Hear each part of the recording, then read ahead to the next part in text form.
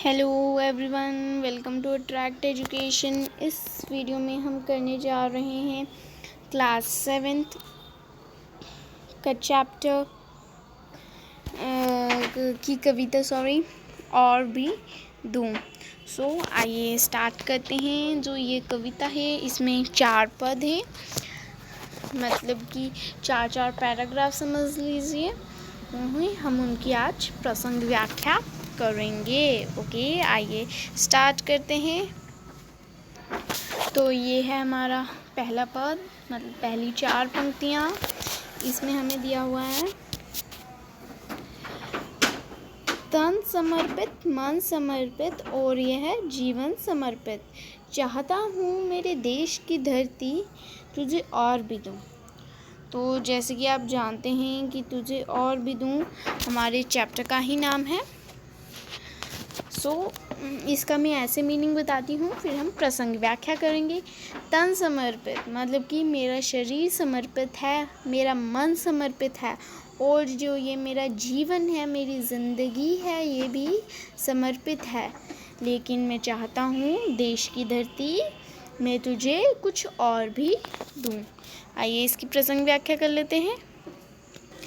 ये है इन 4 पंक्तियों का प्रसंग। प्रस्तुत पंक्तियाँ हमारी हिंदी की पाठ्य पुस्तक किशोर भारती भाग 2 की कविता और भी दूँ से ली गई हैं। इसके कवि रामा अवतार त्यागी जी हैं। इसमें उन्होंने देश को सब कुछ समर्पित करने की इच्छा व्यक्त की है। अब हम इसकी व्याख्या कर लेते हैं। ये इन पंक्तियों की व्याख्या है। कवि कहते हैं कि हे मेरे देश की धरती, तुझे मैं अपना शरीर सौंपता हूँ, अपना मन तुझको समर्पित करता हूँ, फिर भी इसके अतिरिक्त तुझे और भी दे सकूँ। अब हम अगली पंक्तियाँ करते हैं। ये अगला पद है। इस पद में पूरी 8 पंक्तियाँ हैं। ये पद 8 पंक्तियों का है, तो मैं पढ़ के सुनाती हूँ। माँ तुम्हारा ऋण बहुत है, मैं अनकिंचन, किंतु इतना कर रहा है फिर भी निवेदन। थाल में लाऊं सजाकर भाल, जब कर दिया स्वीकार लेना वह समर्पण। गान अर्पित, प्राण अर्पित, रक्त का कण कण समर्पित। चाहता हूँ देश की धरती तुझे कुछ और भी दूँ।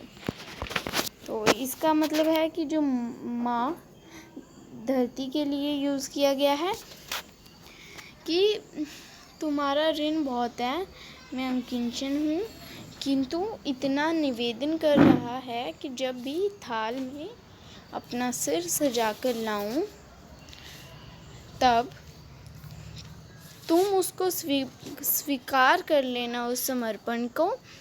जो गान मतलब कि गीत है वो तुम में अर्पित है, मेरे प्राण अर्पित हैं, जो मेरे रक्त का हर ज़र्रा ज़र्रा कण कण वो भी समर्पित है। लेकिन मैं फिर भी चाहता हूँ मेरे देश की धरती की तुझे मैं कुछ और भी दूँ। अब इसकी प्रसंग व्याख्या करते हैं। ये इन पंक्तियों की प्रसंग व्याख्या है। प्रस्तुत पंक्तियाँ हमारी हिंदी की पाठ्य पुस्तक किशोर भारती भाग 2 की कविता और भी दूँ से ली गई हैं। इसके कवि राम अवतार त्यागी जी हैं। इसमें उन्होंने देश को सब कुछ समर्पित करने की इच्छा व्यक्त की है। अब हम इसकी व्याख्या कर लेते हैं। कवि कहते हैं कि हे मातृभूमि, मुझ पर तेरा बहुत कर्ज है, तेरे सामने तो बहुत ही गरीब हूँ, फिर भी मेरा यह निवेदन है कि जब भी मैं थाल में अपना सिर सजा कर लाऊं तो कृपा करके मेरे यह भेंट स्वीकार कर लेना, मुझे अपना बलिदान करने देना। मैं तुम पर अपने गीत न्योछावर करता हूँ, अपने प्राण न्योछावर करता हूँ, अपने रक्त का कण कण समर्पित करता हूँ, फिर भी चाहता हूँ हे मातृभूमि मैं तुझे कुछ और भी अर्पण करूँ। अब अगली पंक्तियाँ देख लेते हैं। ये हमारा अगला पद है। इसमें भी 8 पंक्तियाँ हैं। इसमें हमें दिया गया है कि मांझ दो तलवार को लाओ न देरी, बांध दो कसकर कमर पर ढाल मेरी।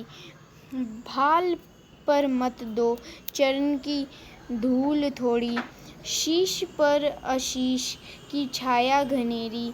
स्वप्न अर्पित, प्रश्न अर्पित, आयु अर्पित, आयु का क्षण क्षण अर्पित। चाहता हूँ देश की धरती तुझे कुछ और भी दूँ। मैं सॉरी फॉर दिस डिस्टर्बेंस, क्योंकि बीच में थोड़ा सा कलर्स आगे थे, उसके लिए सॉरी, बट आप इस पे ध्यान दीजिए। मतलब कि है कि मेरे लिए तलवार लेके आओ, देरी मत करो, बांध दो मेरी कमर पर मेरी ढाल कस के, भाल पर मल दो, मतलब कि धरती तू अपने चरण की जो धूल है वो मेरे भाल सिर में मल दो, और शीश पर मतलब अपने आशीर्वाद की घनी छाया दे दो। तुम्हें मेरे स्वप्न, मेरे सपने अर्पित हैं, मेरे प्रश्न अर्पित हैं, मेरी ज़िंदगी का पल पल तुझे मैं समर्पित करता हूँ। लेकिन मैं फिर भी जाता हूँ मेरे देश की धरती तुझे कुछ और भी दूँ। अब हम इसकी प्रसंग व्याख्या कर लेते हैं। ये इसकी प्रसंग है। प्रस्तुत पंक्तियाँ हमारी हिंदी की पाठ्य पुस्तक किशोर भारती भाग 2 की कविता और भी दूँ से ली गई हैं। इसके कवि रामावतार त्यागी जी हैं।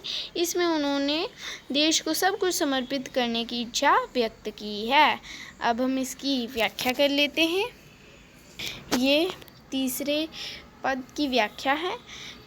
कवि कहते हैं कि अब विलंब ना करो, मेरी तलवार को साफ कर चमका, मेरी कमर पर ढाल कसकर बांध दो, मेरे माथे पर चरणों की थोड़ी सी धूल लगा दो, और सिर पर आशीर्वादों की घनी छाया कर दो। मातृभूमि पर मैं अपने सपनों को अर्पित करता हूँ, अपनी उम्र का एक एक क्षण देश पर चढ़ाने को तैयार हूँ। फिर भी मेरी इच्छा है कि मैं अपने देश को कुछ और भी दूँ। अब हम अगला पद करते हैं जो आखिरी पद होगा। आइए देखते हैं उसको।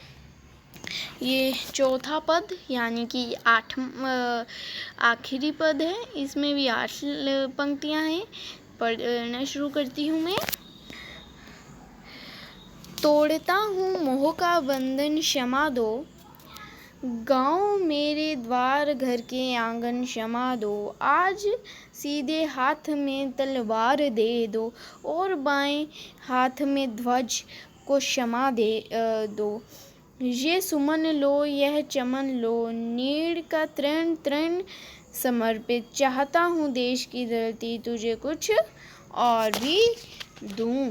अब मैं इसका मतलब समझाती हूँ कि मैं इस मोह माया का मतलब धरती को, जैसे आपको पता है कि कुछ संत लोग होते हैं, उन्होंने अपने सारे रिलेशंस, अपने सारे रिश्ते तोड़ दिए होते हैं और वो तपस्या करते हैं। तो मतलब कि उनको किसी चीज़ की चाह नहीं होती, उनको ना पैसा चाहिए होता है ना दौलत चाहिए होती है, उन्हें कुछ नहीं चाहिए होता। इस पैसे दौलत, इस दुनिया, अपने रिश्तों को कहते हैं मोह माया। तो कवि कहते हैं कि मैं अपनी मोह माया के बंधन को तोड़ता हूँ, मुझे क्षमा कर दो। मेरे गांव, मेरे घर के दरवाज़ों, मेरे आंगन, मुझे क्षमा कर दो। आज सीधे मेरे हाथ में तलवार पकड़ा दो, और दाएं हाथ में तलवार पकड़ा दो और बाएं हाथ में झंडा दे दो। ये सुमन ले लो, ये फूल ले लो, ये बगीचा ले लो, नीड़ का तृण तृण समर्पित करता हूँ। नीड़ मतलब जिंदगी का हर एक चीज़ समर्पित करता हूँ, लेकिन मैं फिर भी चाहता हूँ मेरे देश की धरती में तुझे कुछ और भी दूँ। अब इसकी प्रसंग व्याख्या देख लेते हैं। ये इसका प्रसंग है। प्रस्तुत पंक्तियाँ हमारी हिंदी की पाठ्य पुस्तक किशोर भारती भाग 2 की कविता और भी दूँ से ली गई हैं। इसके कवि रामावतार त्यागी जी हैं। इसमें उन्होंने देश को सब कुछ समर्पित करने की इच्छा व्यक्त की है। अब हम इसकी व्याख्या देख लेते हैं। ये इन पंक्तियों की व्याख्या है। कवि कहते हैं कि आज मैं यह मोह माया के बंधनों को तोड़ने जा रहा हूँ, इसके लिए मुझे क्षमा करो। हे मेरे गांव, घर के द्वार, हे आंगन, तुम सब मुझे क्षमा करो। मेरे दाएं हाथ में तलवार दे दो और बाएं हाथ में झंडा पकड़ा दो। ये फूल, ये बगीचा मुझसे ले लो। मैं अपने घोंसले का तिनका तिनका देश पर न्यौछावर करता हूँ, फिर भी मेरा मन नहीं भरता और मैं चाहता हूँ कि मेरे देश की धरती तुझे और भी दूँ। इसी के साथ हमारी कविता 10 और भी दूँ समाप्त होती है। आशा है कि आपको ये कविता में प्रसंग व्याख्या और इन पदों का मतलब अच्छी तरह से समझ आया होगा। और अगर आपको समझ आया है और ये वीडियो अच्छी लगी है तो इसे लाइक, सब्सक्राइब और अपने दोस्तों के साथ शेयर करना ना भूलें। Thank you. Until the next video, keep learning, keep practicing.